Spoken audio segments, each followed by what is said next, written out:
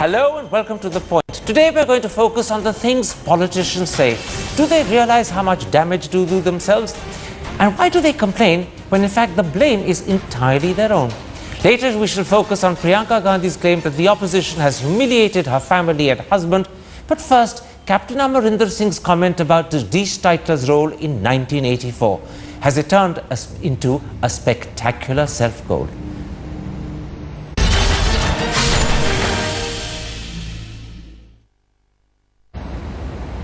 Joining me for the big debate tonight, the President of the Shiromani Akali Dal in Delhi, Manjeet Singh GK. He'll be with us shortly from Amritsar. Aam Aadmi Party candidate from Ludhiana and the lawyer who's fighting for justice for the 1984 victims, H.S. Phulka. The former editor of The Hindu, Siddharth Vardarajan. The well-known columnist, Siddharth Bhatia. And also joining us shortly, Congress spokesperson and MP, Abhishek Manu Singh. Mr. Phulka, suddenly in the middle of the 2014 campaign, Amarinder Singh's comment about Titler's role in 1984 has started to create an enormous controversy. Do you believe that this is a relevant issue 30 years after the event, when most people in the Punjab have moved on? Or is this simply being raked up for its emotional value because people have nothing else to say and do? Well, I think, Thaparji, the involvement of Titler is definitely there. And this we know it from very beginning. But I do not know in what context this has come up now during the elections, because I do not think anything specifically has happened.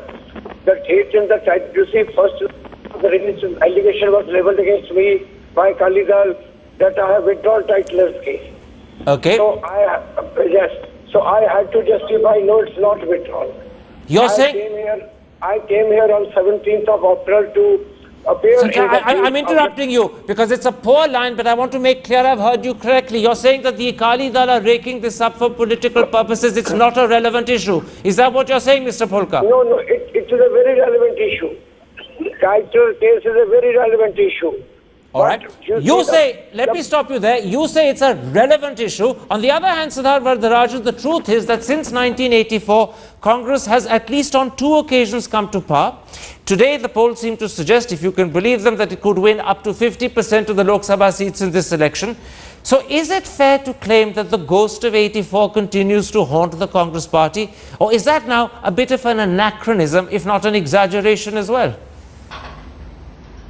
The ghost of 1984, to my mind, will never go away, Karan, until the victims of that massacre feel that they've got justice, feel that the crime committed against them has been given due recognition, and that there's been a judicial process which seeks to punish the guilty, no matter how much time has passed. These are crimes in the memory of a country, in the memory of a people, that cannot be forgotten, even if you can point to elections in which the Congress has won. But these remain live issues, and I think for Amarinder Singh to somehow make light of this, and to say that he was around in November '84 and nobody mentioned Titler's name. I mean, I don't have the pamphlets in front of me, but the PUCL report, who are the guilty, and the report put out by the Citizens for Democracy of Justice Tarkunde, which were based on interviews of victims of the 1984 genocide of Sikhs, quotes people as naming Bhagat, Lalit Makan, Jagdish Titler, so the names were there, and the fact of the matter is that no proper investigation was done, no cases were registered, as a result of which today, 30 years later, the Congress can point back and say, well, no guilt was established, but that doesn't erase the memory that people have of this incident and their desire for justice. No, it certainly doesn't, Siddharth Bhatia, erase the memory that people have or the sense of injustice that they acutely feel. But on the other hand, 30 years have passed. And perhaps the preponderant majority of the Sikh community now wishes actively to move on. People want to get on with their lives and close a sad, sorry chapter of the past, even if it is sad and sorry. And therefore, I put it to you, in an election campaign 30 years later, how relevant is this alongside critical issues of water, health, education, sanitation and food? Karan, I covered those riots and the killings. I wouldn't call them riots. I covered those killings. I saw the brutality. I think Siddharth is absolutely right. But we've got to distinguish between two things. If you ask whether this is electorally relevant, I would think not, because two governments were formed. There's been a Sikh Prime Minister. Amarinder Singh had resigned at that time, but he has come back. So electorally, I suppose it is true to say that people have moved on, but there is something called justice. And I think Amarinder Singh is being a bit clever by half by raking it unnecessarily and in a manner of speaking rubbing salt. Because to say something like Titler was not involved on hearsay at a time when several commissions have mentioned his name is, I think, being a little too clever by half. So there was no need for this, even electorally or otherwise. But they seem to have gone ahead and tried to stoke those fires. Abhishek Singhvi, the truth is that just as the BJP remains vulnerable when 2002 is an issue at stake, Congress is vulnerable when 1984 is the issue in debate. Are you worried that Amarinder Singh's comment could provide a handle to the Akali Dal just as anti-incumbency was giving you an edge, not just in Amritsar, but perhaps in Punjab as a whole? His comment could now reverse the tide against you. That's the danger of what he's done. Well, you'll be surprised to hear me say that partly I may agree with you, although I don't think the tide will all be reversed. I think he's a clear hands-down winner and will remain so. But certainly, it's a dead and gone issue which is only peddled for political purposes, and perhaps he had no intention of giving a political handle to those who would peddle it. He has clarified thereafter. I think it should be allowed to rest there, but I don't expect it to be allowed to rest because it's a political handle now, a stick to beat people with. But, and it's a very good stick. It's a very good stick to beat people with, which he's gifted. That's the problem. He's gifted the weapon to his opponents at his cost. No, after his clarification, I don't think there's a gift. He has made it clear that he's not a judge and jury. He has said what his perception was at that time. He has clearly meant that. He said, when I went around, I heard names ABC, I didn't hear this. Let me stop you. Let me tell you one thing, Karan. Let me stop you. I'll come back to you on the clarification that is issued in a moment's time. I want, for now, to stick to this issue about, is it a relevant electoral factor? And I want to put this to you, Mr. Phulka. You're campaigning in Ludhiana, a constituency which the Congress won in 2009 by 1,14,000 votes. They won it also in 1999. Clearly, in Ludhiana, the ghost of 1984 in electoral terms has been laid to rest. It doesn't haunt the Congress party. So when you say it's a relevant issue, it may be an emotional issue for people, but it is not an electoral consideration. Yes, it's not an electoral issue. It's a relevant issue today. But now the elections are being fought more on the issue of honesty, integrity and corruption. So it is a relevant issue, but we are not making it an election issue. All right. That's a very interesting point. I'm stopping you there, but you've made a very important point. You're saying it's relevant, but you are not making it an election issue. And you are, of course, the lawyer who's been fighting primarily and principally for justice for the 84 victims. There's no single person in India more prominent in that fight than you. So it's very interesting that you're not using it as an electoral issue. Why aren't you using it as an electoral issue when SAD clearly is? Explain that to me quickly. Because I do not want the people to play politics on such a serious issue. I do not want. I mean, Akalis has racked up this issue again and again against me. When they made a propaganda that I have withdrawn Titler's case, whereas it is pending, very much pending in the court, and 17th April was the date. I came down all the way. Mr. Phulka, let me stop you there. You said something very important. You don't want to politicize this issue. You believe it's an issue that should be above politics. Mr. Manjeet Singh, you're president of the Akali Dal in Delhi. Your party has politicized this issue like nothing else. And you've just heard Mr. Phulka, who perhaps is the single Sikh in the country associated with fighting for justice. He's done more than your party ever has for justice for those victims. Yet he believes this shouldn't be politicized. Why are you politicizing it? I don't understand. I have joined you late and I know what Mr. Phulka has said, but I want to make it very clear. In last elections 2009, the tickets were given to Sajjan and Titler. When Prime Minister in 2005, forgive me, the tickets were not given to Sajjan and Titler. An attempt was made to give it to them, but they were then taken back. So you're wrong on facts. public pressure ensured that neither Sajjan nor Titler got those tickets. Just a moment. The tickets were given to them. They were taken back when we protested on the road. That's what I said. It was not that Congress took it back. Mr. Manjeet Singh. Mr. Manjeet Singh. The tickets were... Now, let me complete. Please let me complete. When in Churu, the Rahul Gandhi gives a speech that he was angry for 15 years on Sikhs, those who killed his grandmother. Aren't we allowed to ask question to him? Why were you not angry when 12,000 Sikhs were butchered on the roads of India? Today, the point, when Mr. the Manjeet Singh, going on, the point Mr. Phulka made, which I want you to address, is different. Mr. Manjeet Singh, listen to me. Your rhetoric is carrying you away. Listen to me for a moment. This issue is too close to us. Just a moment. It's not the emotional content of the issue I'm questioning. It is a very emotional issue. It's one of which rankles with people. I'm talking about whether it's an electoral concern. Yes, it is emotional to us. We are not politicizing it. Yeah. We are only fighting for justice. Nothing else. Let me then focus closely on what precisely Amarinder said. Siddharth Varadarajan, his exact words were, I'm not the CBI, I'm not the court. I'm telling you what I saw and felt. I was in Delhi, I went to all the camps, and everyone I met, my apologies, took all the names I have told you except Jagdish Titler. When did Jagdish Titler's name come up? It came up when he was fighting Madan Lal Khurana in Delhi, and that was months later. Now, that may be indiscreet. It may be, in fact, hurtful, and he may end up damaging himself. But at the end of the day, would you say that this will only affect Congress in Amritsar? It's unlikely to have damage across the Punjab as a whole. You know, when Mr. Phulka says that this isn't an election issue, he's right. But when somebody tries to go into denial mode, cast your mind back to Manmohan Singh's campaign in, I think, the 2004 election. The 99 election, when he stood from South Delhi. And that one remark he made where he tried to suggest that the main people responsible for 84 were the RSS and not Congress. The kind of backlash that generated. So even, whatever he was trying to accomplish, by raking up this issue and trying to make light of the allegation against Titler, and by the way, factually completely wrong, because as I said, all the reports that came up at that time based on witness testimony very much included Mr. Titler's name. And the reason why Singhvi is wrong when he says this is a dead issue is because 1984, the massacres of Sikhs and the way in which it was covered up was the original sin which came to haunt later the people of Gujarat in 2002.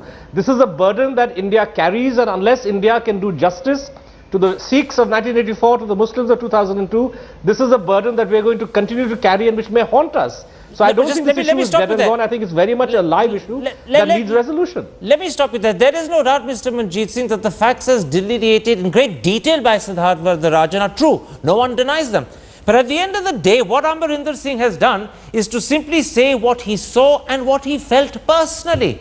He may be indiscreet, he may be offensive, but it's his personal opinion and he has the right to express it. Why are you, in the middle of an election campaign, when the economy, health, education, sanitation and water are much bigger issues, deflecting attention from that to concentrate on the silly indiscretions of an individual? That's the key issue I'm raising with you. Is that doing the people of Punjab a service or a gross disservice?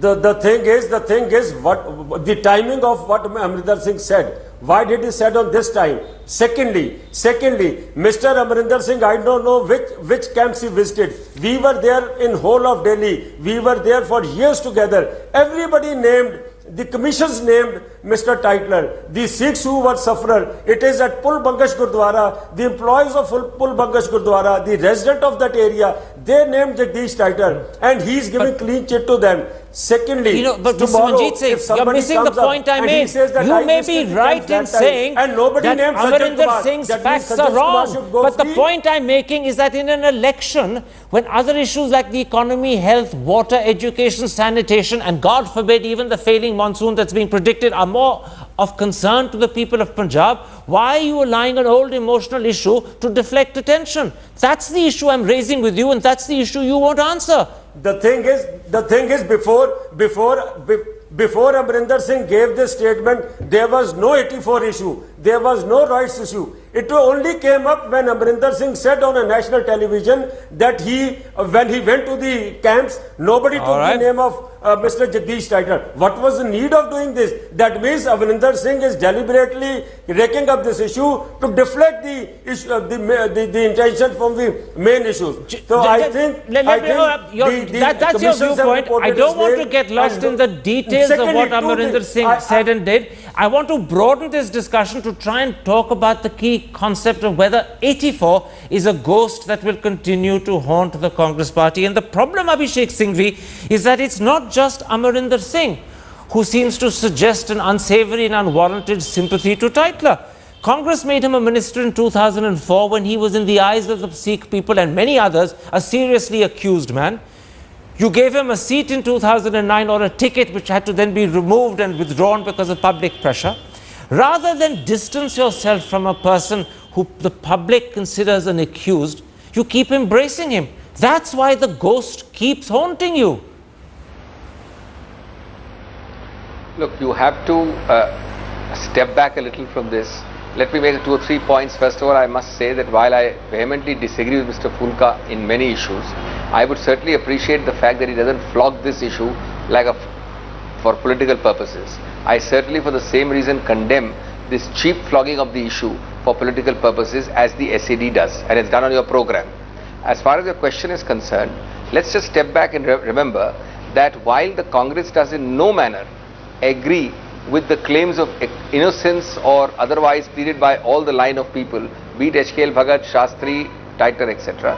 Equally, Mr. Titler has not only not been convicted, but is actually today, forgive me, what about the Caesar's only because of protest petitions No. which what have about gone, the Caesar's wife principle? Does a political party associate with people who are accused in the public eye of heinous crimes, including murder? Look, don't you keep a respectable, judicious distance from them? That's what you're failing to do. That's why the ghost is haunting you. Time and again, Mr. Titler came back.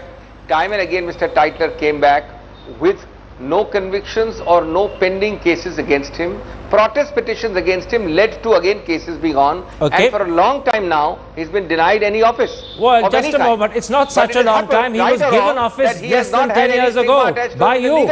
Siddharth Bhatia, it's not just that Congress is not distancing itself from Mr. Titler, but if you go back in time to 1984, Rajiv Gandhi didn't distance himself from HKL Bhagat.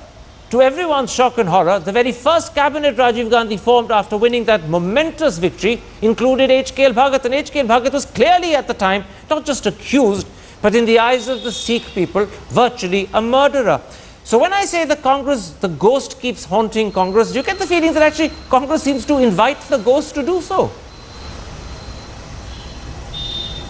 No, but maybe the Congress, in a sense, does not see it as a ghost. If you think about it, as Mr. Singhvi pointed out, that not only the perception, but Mr. Titler's name has come up repeatedly. In 2009, it was only a public outcry which stopped him from getting it. Mr. Bhagat and Mr. Sajjan Kumar continued to be Congress members. Mr. Bhagat became a minister. The Congress maybe has begun to think over the years that this situation has changed, the new generations have been born. Mrs. Sonia Gandhi went to the, if I'm not mistaken, to the Golden Temple, you've had prime ministers. So it may think that it's no longer the kind of visceral issue that it used to be, and generations, the older people are less and less, fewer and fewer. But the fact is that in any party's conscience, on any nation's conscience really, the fate of those who suffered should be a big blot. So in that sense, it's a kind of a slap on the face. Okay. And as you know, as we all know, that is constantly used by various other parties to say, well, look what we did in Gujarat. It was nothing compared to what happened in 1984. Mr. So it's become some kind of benchmark. Mr. Manjeet Singh, you've just heard Siddharth Bhatia say that this is an issue that will always rest heavily on Congress's conscience. No one can deny that. But the opposite is also true, that in 2005, the Prime Minister stood up in Parliament and not just apologized, but said he hangs his head in shame. You couldn't have had a more fulsome apology from the head of government in Parliament, on television, with the whole country listening. And I put it to you, after that, the majority of the Sikh community wants to move ahead. What you're doing is that you're showing how, as a politician, you personally for emotional reasons or political reasons, are stuck in the past. Your community's moved on. You're just raking up the past for electoral benefit. That's it.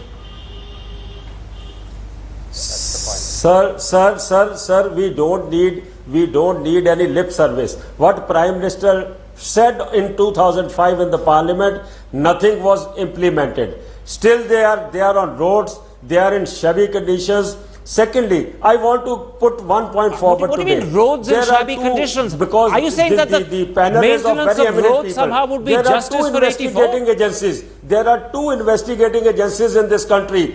One is Delhi Police and the other is CBI. Today's exposure by somebody has proved what Delhi Police has been doing during the riots.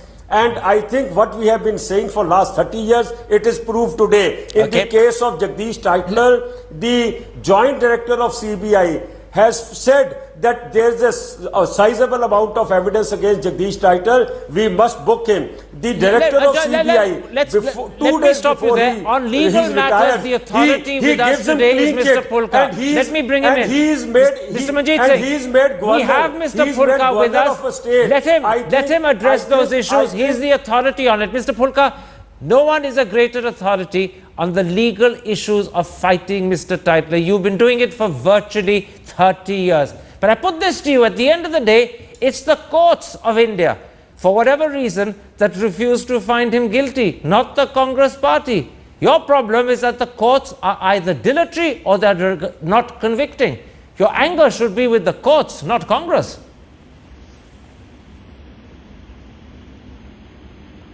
Mr. Pulka, did you hear that?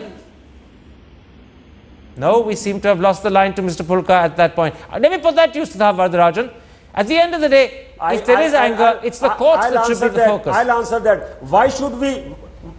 Go ahead, answer it. No, I'll answer. If what will court do if no evidence is brought before the court? The investigating agencies is hurry. The CBI is in a hurry to file a closure report. The Delhi police have never acted the way they should have acted during the riots. What will court do if no evidence is brought before them? No FIRs were made. 587 FIRs were made, and out of which 247 was closed suo moto by Delhi police. Siddharth Varadarajan, I'm going to stop you there, Mr. Manjeet Singh. I'm going to stop you there. I want Siddharth Varadarajan to come in as well. People died on the roads of... Let me stop you there. I want Siddharth Varadarajan to come in. I want him to give me an independent assessment of whether he agrees with you or not. To what extent are the courts dilatory and to blame? To what extent is it that the courts are not convicting rather than the Congress party being an obstruction when it comes to Mr. Titler being brought to justice, so to speak? Look, I don't think the courts are the problem here, Karan. There was a wonderful study done of all the cases from the 1984 massacres that came to trial. This was a study by Vrinda Grover and Dilip Simeon, where they tried to investigate why is it that most of these cases ended in acquittals. And judge after judge is there lamenting the shoddy prosecution, the shoddy evidence gathered by Delhi police, and saying, look, in the absence of any proper police work by Delhi police, it's impossible to convict even when the judge has a reasonable supposition that the accused persons brought before him are... So I think this is the core of the issue, that there's an institutional problem that 1984 exposed, which is that the police operates as the handmaiden of the ruling party. Can I stop you there? Can I stop you there? For a lot of the period after 1984, Congress was not the central government. For 6 years it was the BJP, for 2 years it was the United Front. That's an 8-year period during this 30-year spread. But nothing seemed to change as far as bringing Mr. Titler to justice. Those governments seem to have been as obstructionist as Congress. If I may give an answer to that, the fact of the matter is that all political parties that have ruled in the centre, Congress, BJP, Janata Dal, all have a vested interest in preserving the way in which the police functions. They want the police to remain a handmaiden of the ruling party. I'm going to stop you there. I want to put what you're saying to Abhishek Singhvi. Abhishek Singhvi, what you're hearing from Siddharth Varadarajan, from Mr. Manjeet Singh, is that it was the deliberate, shoddy investigation of the CBI. For those 30 years, for 22, it was under Congress control. You have a moral responsibility to actually ensure justice is brought. And you failed. You failed to exercise moral responsibility. You failed to exercise effective administrative control. Maybe you even thwarted the CBI and the investigative agencies. That could be a further charge. Respond to that. I think you partly answered it. It's nothing but a political stick to beat. It's exactly like Bofors. From 86 to 2004, 10 years were non-Congress governments. In those 10 years, not a single conviction, not a single arrest in Bofors was made, but people made political careers out of Bofors. 20 years were Congress governments, and during those 20 years, the CBI was throttled probably by government directive. No, one minute. Between 84 and 2004, roughly 9 or 10 years of non-Congress government. The same thing applies to the Sikh prosecution issue. No, just a moment. If you say that the state 20 years were Congress governments, and during that period, the charge is that the CBI was throttled by political direction from Congress governments. I am only counting 84 to 2004, sir. In those 20 years, 10 or 9 were non-Congress.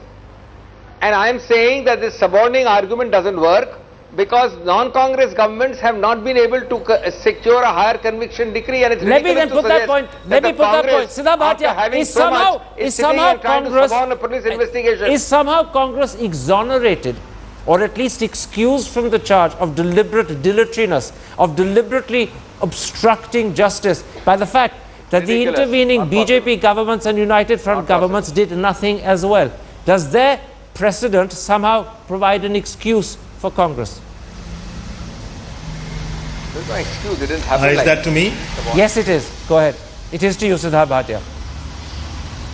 Yeah. It is to you. Yeah, no, as I said earlier, that, what tends to happen is, if there is shoddy investigation built up, we have seen that in the case of the 92-93 riots in Bombay. If the shoddy investigation builds up, and that's the only investigation that is done, no matter who's in power, even if assuming they want to take it forward, there's nothing you can do. If there is kind of an institutional rot at that way, the bad investigation, Mr. Abhishek Singhvi said that, there were other governments in power. But at the lower level, even if a government may wish to, and I'm not sure they wish to, even if the government wishes to, several things can happen at the lower level. And my point here is, if the Congress, as much as the BJP or any other party, realizes that the anger is so palpable against people now who are campaigning against Mr. Titler. There comes a time when you want to say that, look, we want to send certain standards. That has not happened with anybody. Let me stop you there. It's and not that unfortunately 1984 keeps coming up. I'm stopping you there, Sabhati. I want to go very quickly to Abhishek Singhvi. It's not just that you haven't lived up to standards, as Siddharth Bhatia was pointing out, but there's something even worse. On this issue of 1984, repeatedly Congress seems to stumble. In January, in the interview he gave Times Now, Rahul Gandhi was asked to apologize, refused to do so, and created another storm of controversy. Now Amarinder Singh has gone and opened his mouth and said things that he clearly shouldn't have said. Have you people got a fundamental problem which ensures that every time 1984 or any talk of it lurks on the horizon, you stumble into a pit? You keep falling on this issue. Can't you handle it with greater finesse? I think I've answered the Amarinder Singh question fully in the beginning. I have said that he has clarified what he meant. And I'm not talking about Amarinder Singh. I'm talking about the fact that you keep falling down on your feet when you have to handle this issue. Why can't you show greater finesse as a party? It's a bigger point, not Amarinder alone. The two examples you have given I have to deal with those because that's the two examples you gave. But as a party, our stand is clear. We have shown genuine contrition. The Prime Minister and the head of the party have apologized or expressed deep regret. We have taken every possible step to have a healing touch with the Sikhs. We have a far greater interactive situation with the Sikh Prime Minister and with the entire community of Sikhs than Mr. Modi has ever bothered about minorities in Gujarat or elsewhere. I want to stop you there. I want Mr. Manjeet Singh to have the last word. You've heard Congress say that they've done everything they can to show contrition. You also heard Mr. Phulka say that this is an emotional issue, but it is not an electoral issue. Do you believe, because you're now in Amritsar, in the constituency where this happened, do you believe that this will make a sizable difference to the way people vote?